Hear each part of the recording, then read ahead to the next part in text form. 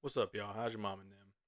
Just came across this video from Tulsi Gabbard where she's talking about nuclear war essentially, and she's basically trying to encourage people to calm tempers and like cool off rhetoric, around nuclear threats, just because she's emphasizing how devastating they actually are, and that we probably don't even truly realize how devastating they would be. She, full disclosure, she does go to Hiroshima and show some images from Hiroshima that some people might find disturbing. They're not too gruesome in my own opinion, but just wanted to let you know in case, you don't want to see that. So let's see what she has to say. I recently visited Hiroshima in Japan and stood at the epicenter of a city that remains scarred by the unimaginable horror caused by a single nuclear bomb dropped in 1945, 80 years ago.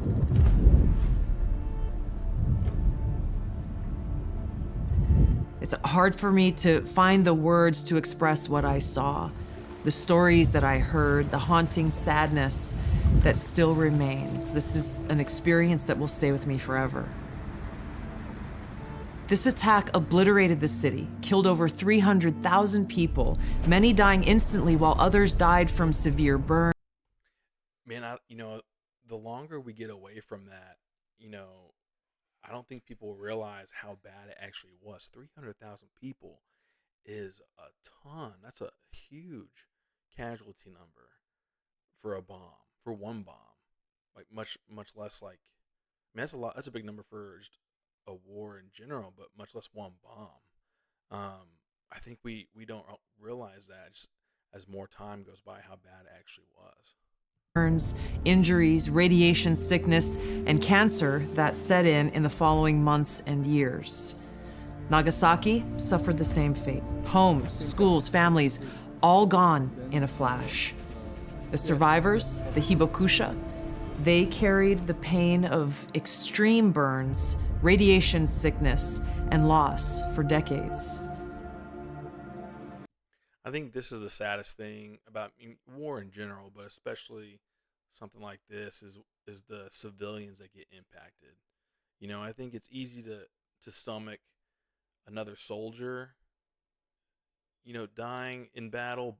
I mean, that's terrible in itself too, but that's easier to stomach, because they're a soldier. But when you see the civilians and the kids, that's just so terrible. Survivors of this attack were asked to put in paintings and drawings their own memories and how they felt and what they saw, and those paintings and the suffering that they conveyed, the pain and the sense of loss were almost more powerful than the photos themselves. Yet this one bomb that caused so much destruction in Hiroshima was tiny compared to today's nuclear bombs.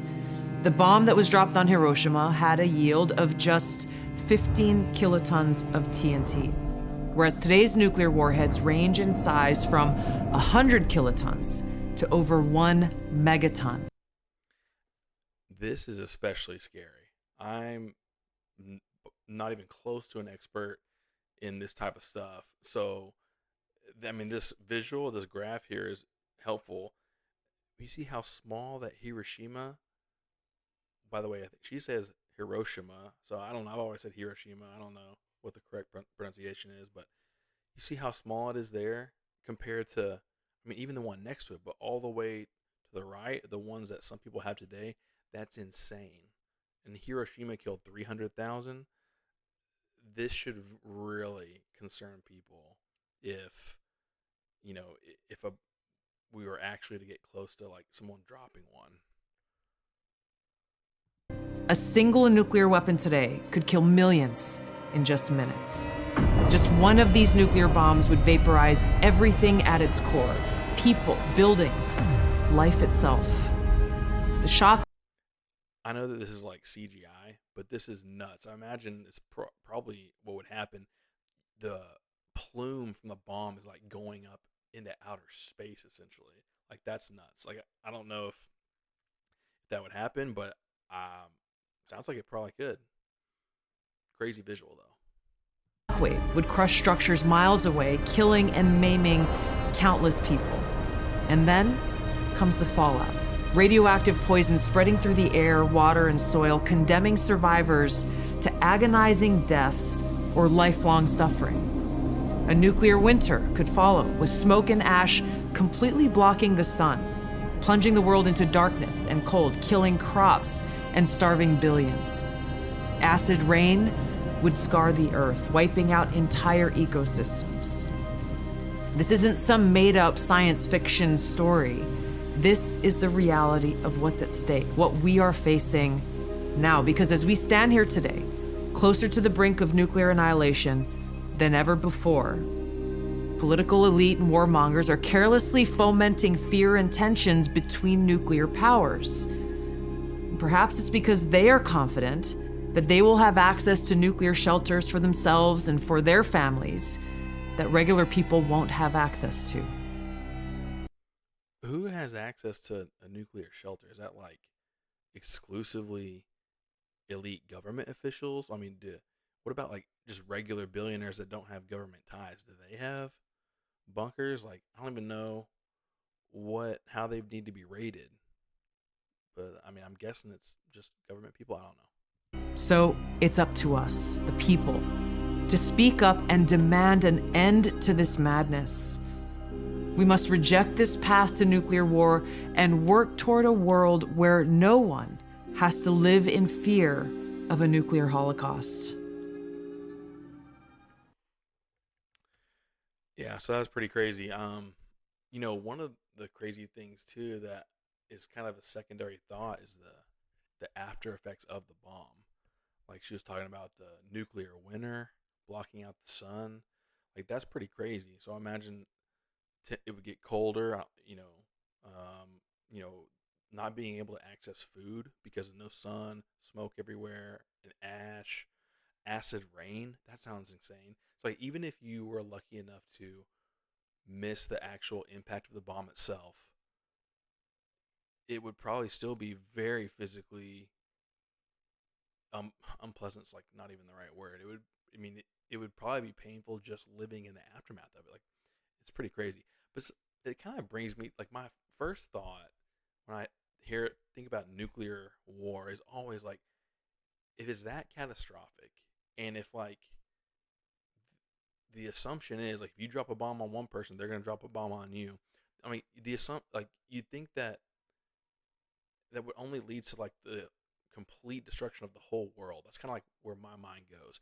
And so my thought is always, why would anyone do that? Like, it seems like it would be off the table no matter how, you know, mad you are or whatever, because essentially, like, if you choose to drop a nuclear bomb, you're also like causing your own destruction, because it's going to lead to more nuclear bombs or, eventually like the whole world's getting wiped out. So it seems like it's not a winnable um, play because eventually like the whole world's nuked. So like it just doesn't seem useful even from a selfish perspective. Like because you're never just gonna get away with I bomb them and then that's it and I'm not affected. Like eventually the whole world, especially with how big these bombs are, if you just have a couple of them, like there wouldn't be anywhere in the whole world that's not affected.